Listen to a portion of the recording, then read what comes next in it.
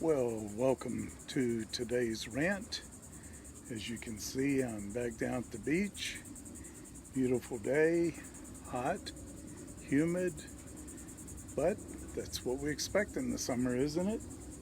And, but, you know, there's, of course, the big debate that's going on right now is all over the immigration thing, and of course, the unbelievable disarray around this issue.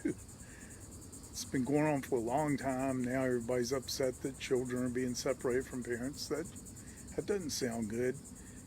Truth is, the children were treated very well. The parents probably treated better than they've ever been treated.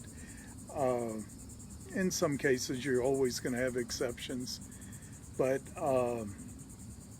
anyway, I'm glad Trump intervened and signed the order that that's not to be done anymore. Keep the families together. I knew he was going to deal with that because, I've witnessed how much he thinks of kids and also families, how devoted he is to not hurting families.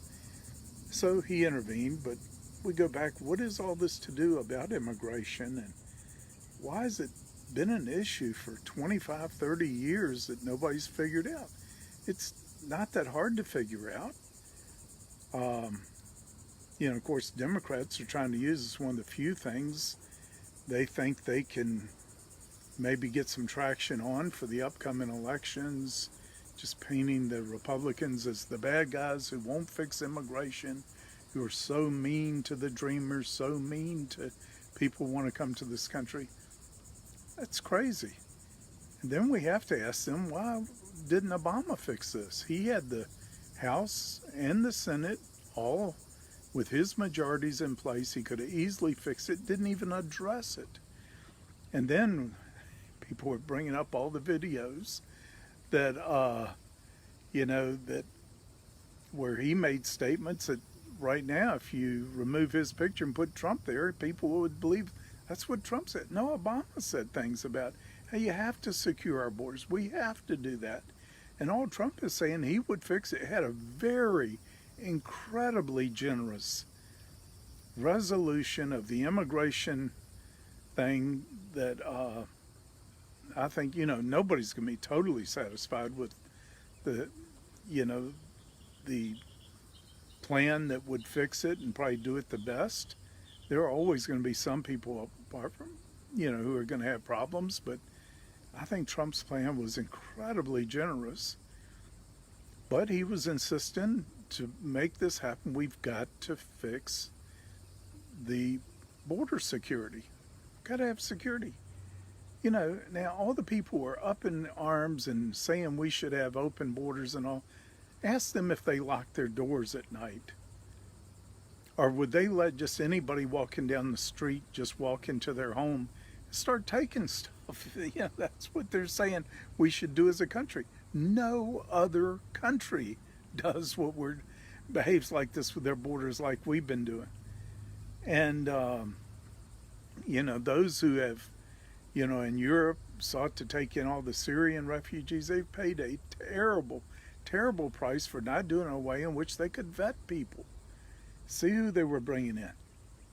I mean, you've got tens of thousands of attacks on their people, their population now, and many of them, their governments are shaky. Their coalitions by which they hold together, parliamentary government is shaking more and more. They're going to start falling like flies because of the devastation of not doing it the right way. But we do want to welcome immigrants. We just want it done the right way and want to know who's coming in. Let the good guys in. And I tell you, I think the Mexicans and many that are coming from South and Central America trying to get into America, they're the kind of people we want here. They're going to be great for our country. They are great for our country right now. But, some of them need to get legal. The ones who would like to have a pathway to being here legally, who are here illegally, are the biggest victims of this whole thing. They can't report crimes because they're afraid of going to the police. They have all kinds of lawyers taking incredible advantage of them. Everybody wants to get this right. But I tell you, I would never, ever. I pray our president stands strong and never, ever gives in to, we've got to have border security as the foundation of a good immigration plan. I'm just saying that's fundamental. And people say, well, that's not very Christ-like. It absolutely is. And people say, well, the Bible talks about loving the foreigner in your midst. And it does. We're supposed to love the foreigner. But, nowhere does it say the foreigner was supposed to just be given citizenship to Israel. Even though they were told to love them, they were told to teach them. Go look at the laws in the Old Testament for anyone who wanted to become an Israelite. Started with circumcision. It must be circumcised, and all these had to fully comply with the law. And there were conditions on that.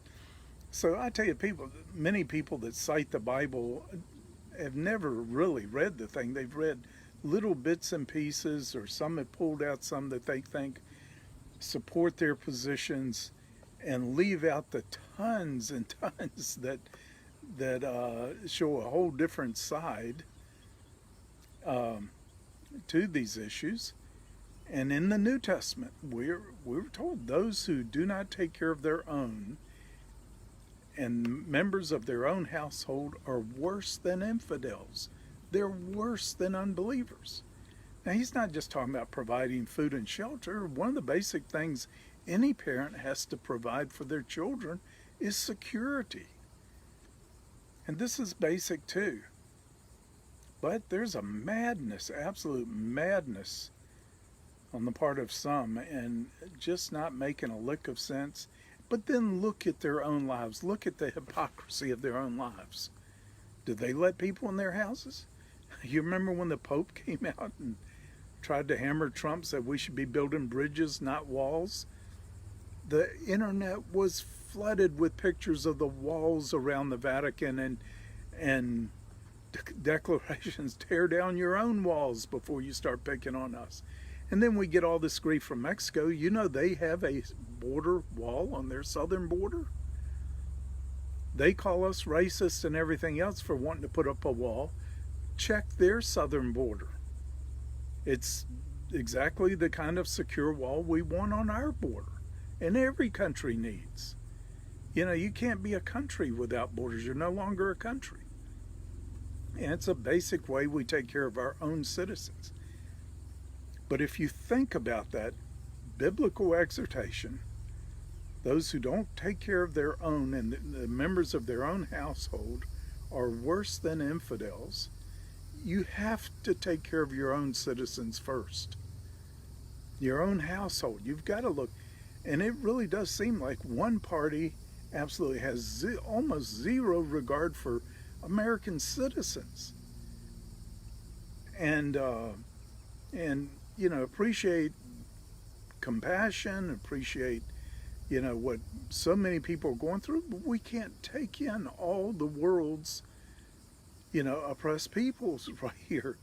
We would be reduced to the same kind of chaos and oppression right here if we do. We've got to be selective. We've got to do it intelligently. We want to help them, but we also want to protect our own citizens. That has to be fundamental. So I'm just saying, and I'm just trying to give a little biblical perspective on it, a Christian perspective.